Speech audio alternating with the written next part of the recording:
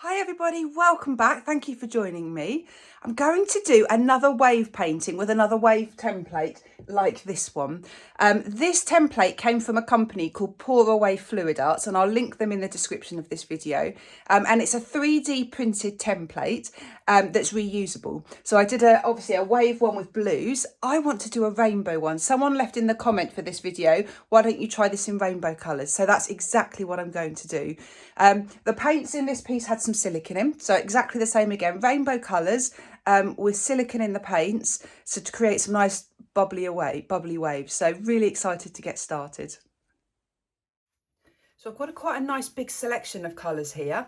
I've got some orange, reds and yellows, some greens, turquoise and blues, and then some pinks and some purples. So I'm going to layer up 6 little cups, 2 with the orange and reds, 2 with the greens and blues, and 2 with the pinks and purples.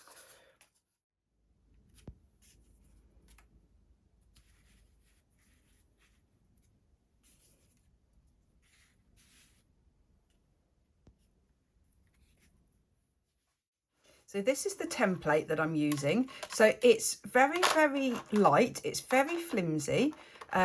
So I need to, and it's a 30cm square canvas. So I'm going to just put a very thin base layer of colour down, just so that this can stick into the paint so that it doesn't move. And then I'll put the wave into it.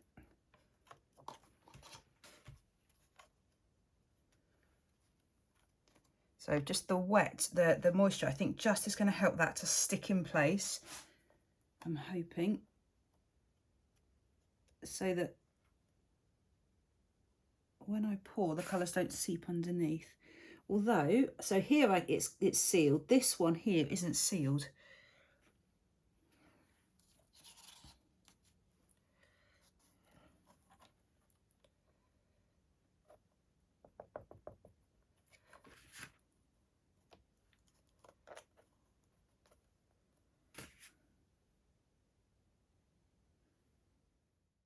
Right, that's better. I can't see any daylight shining through now because I put a thicker layer down. So maybe it needs to be slightly thicker. Yeah, it seems to be sticking better where there's a thicker layer. So actually maybe I need just a slightly thicker layer of base paint to seal it. Right, I've got my 3 different colours. If you look at the big waves, I've got 1, 2, 3 really big waves, and then 1, 2, 3 part waves. So I'm going to start, I'll probably start in the centre, and then alternate the colours. So each colour is going to feature twice, plus this extra bit.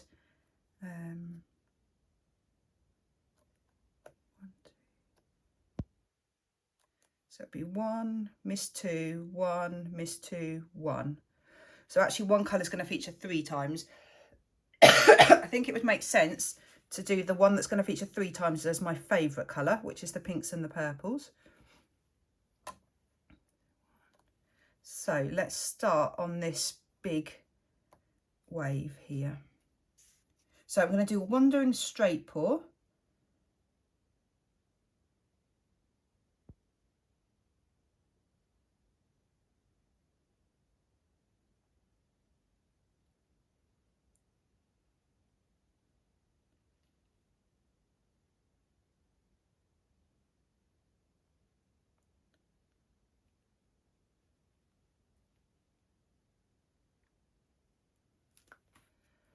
Right, I've got a little bit left. I want to just see if that's going to go to the edges. It is moving slowly, so I'm going to leave it for a minute. Now, should this be in some sort of order in terms of the rainbow? So I think it probably should. So if I did the reds, orange, yellow, greens, blues, pinks, purple. So this one is going to be a green and blue.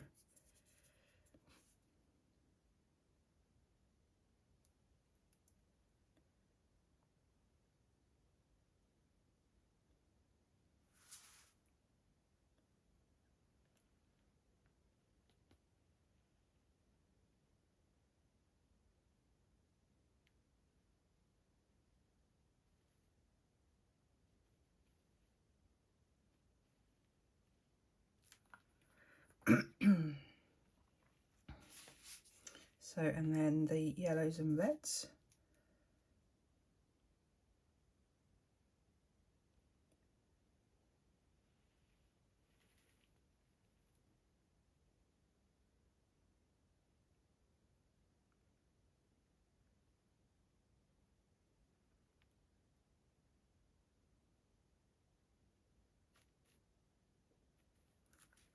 So one thing I've realised is that when you do a straight pour, the colours are much more distinct at the beginning. So here, but then they blend more towards the end. So what I think I need to do now is turn this round so I get the distinct colour here and here.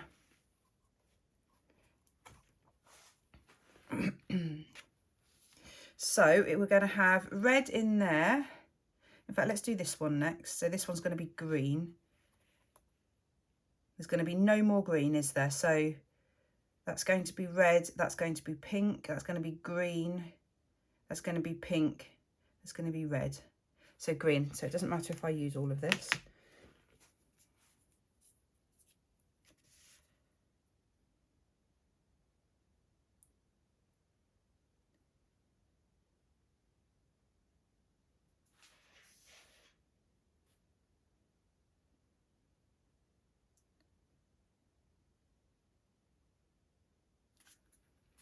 See, that's a beautiful blended area there, whereas here it's at this end.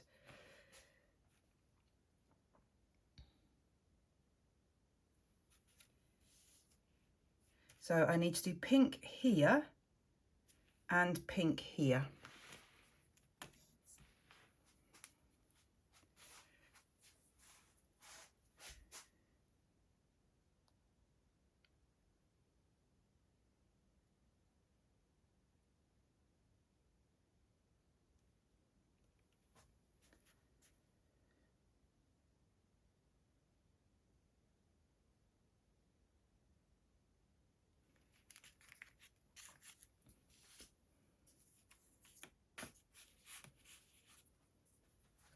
And then last but not least, my orange and reds.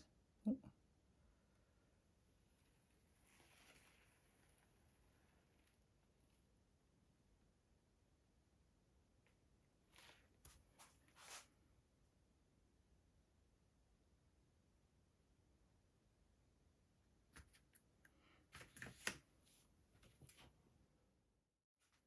Now this paint, oh, it's seeped underneath there. It has escaped. It's the blue and greens coming up in the red.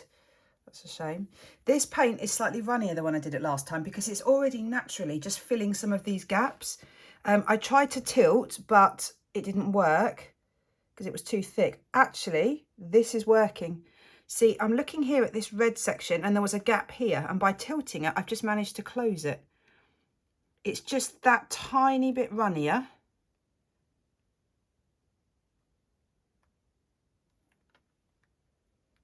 What I'm having to do the whole time is watch the edges to make sure that it doesn't flow over the edges of the waves. So I'm trying to watch them all at the same time.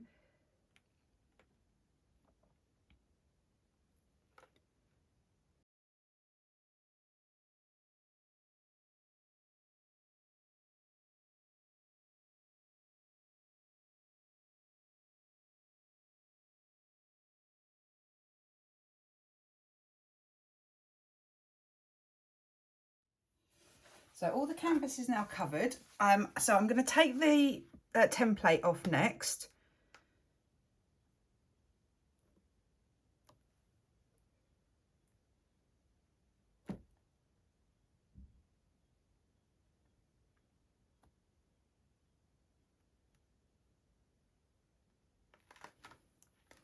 Right, I took my time with that. When I did it last time, I rushed it and I spoiled one of the edges. Wow, it's amazing. Now it's going to move a little bit because, for example, I can see a slight bulge here and a slight dip. So it's going to just to shift a little bit. Two things I want to do. One is I want to torch, but just only in the centre. So I might get some really pretty cells just in the centre. The other thing I want to do is just draw a stick through the, along the edges of the, where the colours are divided, just to emphasise those a bit more.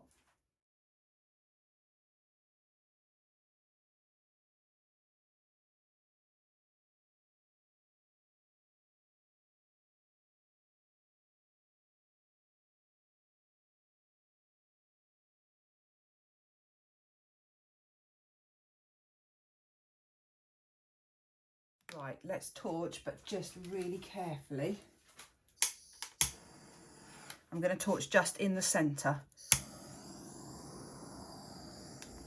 of each of the panels.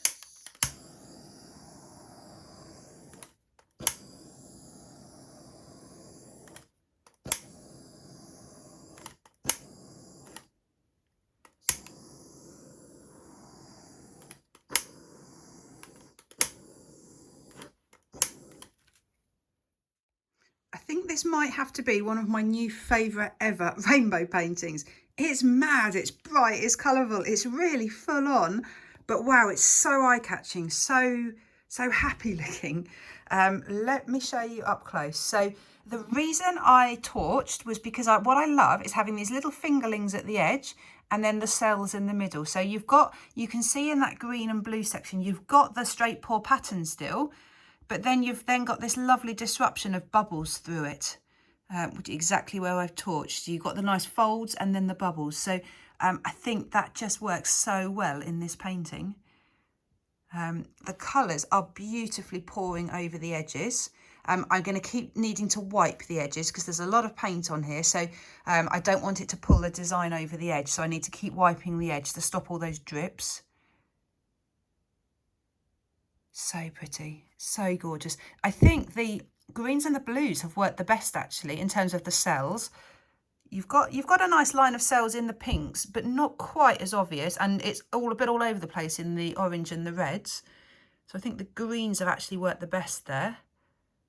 But the combination of them all together, so pretty. So happy, I'm so excited. I really hope this dries well. So it's now dry. I've got really mixed feelings about it. First glance, really happy with it. Love it, love the colours, love the contrast.